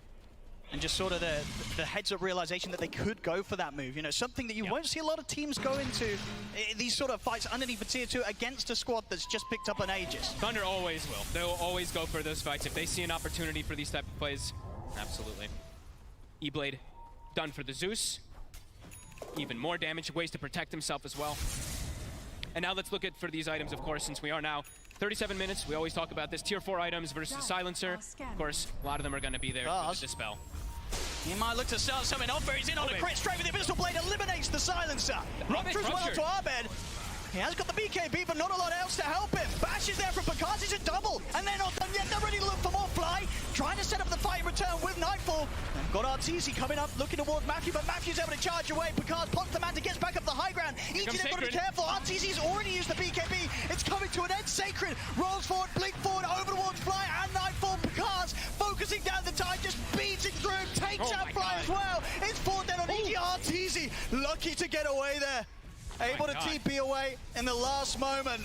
But 4 dead on EG yet again, 2 times now.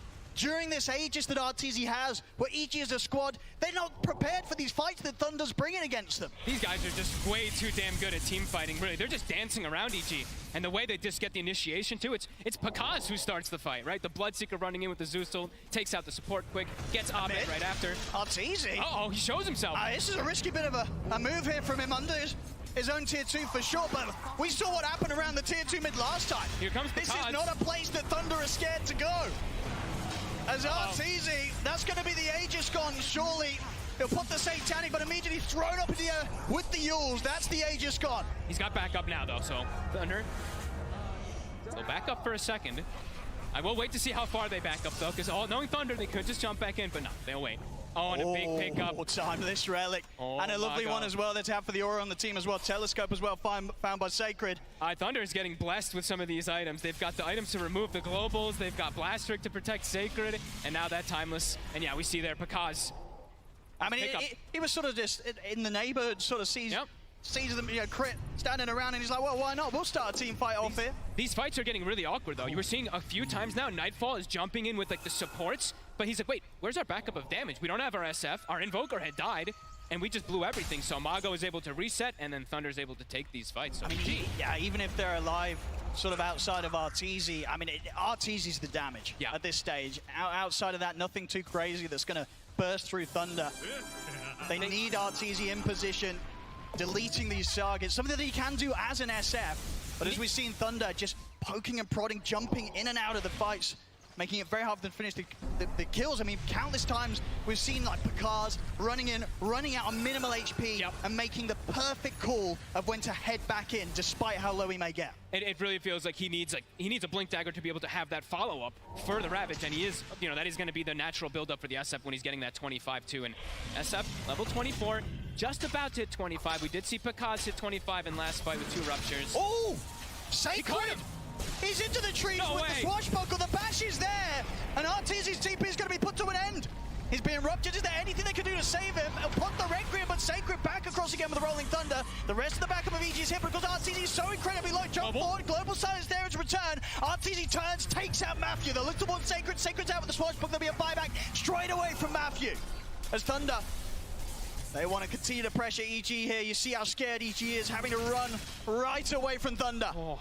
I cannot believe he gets out there, though. Great global from Crit to kind of cover the bases. That certainly could have gone a whole lot worse there for EG. Yeah. Definitely was a scary moment there for RTZ, though, when he gets clipped in the tree line by that swashbuckle bash. And BKB is still going to be on cooldown for him for 50 seconds. EG is smoked, but Thunder could look for him as well without that BKB. Look at Matthew. Sick. See in the river. Jump forward onto Sacred, they're trying to burst through him. Abed has got the Hex out, Ravage as well. They're locking down Pakaz. Have they got enough burst to finish him off? It's so close. The man to the BKB. Pakaz, he's out of there. Start to heal up on the creeps. You know this man, he's going to be ready to go back in. He's looking over towards Abed. Abed caught by the side of the swashbuckle. Shield crash from Sacred. They take out Abed. They take out Fly. Maybe they can find more here in the trees. Nightfall trying to hide, but Pakaz, he's on top of the top of the shot. Pakaz getting burst up, but he's going to hit. How is he alive? Pakaz will survive. They're ready to keep going once again here. Thunder Awaken as RTZ crit the last 2 left behind it for EG. RTZ's down. Crit as well. It's a team wipe. They just can't deal with them, folks. They cannot deal with them. Thunder. The calls, the shot calling, the team fights they choose to take, it couldn't be done any better. Oh, and they are just way too damn good at taking these fights, just dancing around over and over again, too. We see the Ravages are coming out, but where's the RTZ damage? Abed had it there. He had the Chaos Meteor with the 20 talent. He had the Sunstrike, but Pakaz, I think he lives, with 90 HP, 60 HP something? Heals up, gets the full turnaround. Yeah, I mean, this Bloodseeker pick, it's been played to perfection here from Pakaz. I mean, the whole team has made it look so good, too, right? Matthew, by the way, Matthew is 0-8 this game, but the tiny performance so far, the impact that he's had, absolutely, yeah, the KDA does not show how much he's been doing here for the squad. And, I mean, they're going all in here. I mean, there's no buyback on RTZ. 50 seconds without the Shadow Fiend. He's 900 gold short of it. Thunder, they will back off, though, respect the rest of the respawns coming in from EG. They know they don't need to force it too much. They're 20,000 gold lead. They've been able to clean up the mid set of racks. And they know as long as they can keep playing at the level they've been bringing for the last 20 minutes or so, I mean, these team fights aren't getting any easier for EG. I mean, look at him. Look at Pakaz. They throw everything. Oh, 60 HP. Gets the Manta and runs away. Also, his team, of course, super good on how they bail him out. They all run and Lotus him immediately, but Damn, Pakaz, time and time again, getting out with the skin of his teeth. I'm playing perfectly with the heal up there. You know, fortunately, that juicy little creep wave there in the mid, allowing him to heal back up to a point that enabled him to get back into the fight, back into the action. Now, Sacred, a total menace this game as well, 8-2 and 14. Oh, he's starting these fights. What are they going to do about this one? Nightfall, caught by the rupture. I mean, it's got to be terrifying for EG. As soon as, if you just see one member of Thunder Awaken jump at you, you've got to be in full defensive mode. Like, you've got to be terrified when you see one of these guys coming at you. Absolutely. I mean, you're really just seeing so many problems, it feels like, for EG now. Like, lacking of damage, lacking of ways to reset and protect the SF. Thunder, they've kind of broken EG at this point. And all these last, I mean, how many fights in a row has it been that they've won? It feels like they've won like 5 or 6 in a row here for Thunder. See what EG can find here. They need to make this fight work. No rolling Thunder, 20 seconds. Maybe trying to find something with that. Look at Mago's positioning here. He's going to TP to join his team. If this doesn't work out, this move from EG, they are going to be in a very painful spot. Look at Panda. They're not already hit. Panda's just waiting in the Roche pit too. Does have buyback, so he is in a good position to try to break that smoke for his team.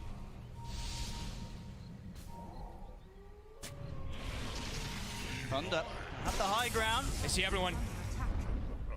Sacred. EG, what's the plan now?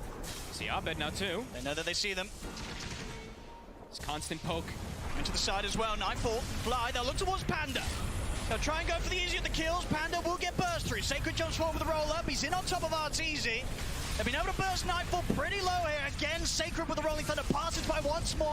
Arc Lightning from Dark Margo finishes the kill. There'll be a buyback from Nightfall.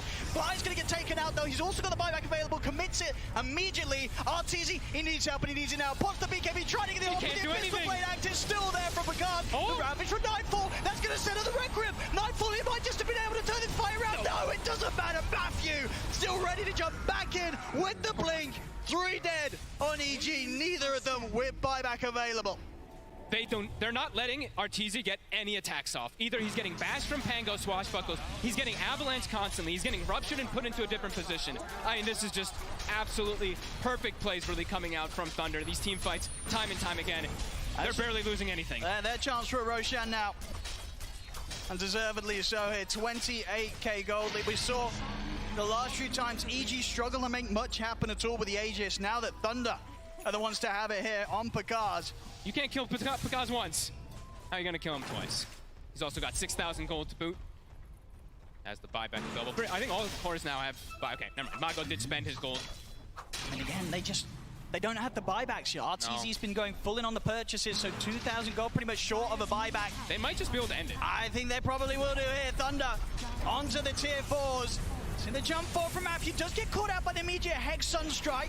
Bursting pretty low, but the space is just being made here for Thunder to take down the tier 4s, get on towards the Ancient. EG, is there anything they can do here with the 3 of them to push them back?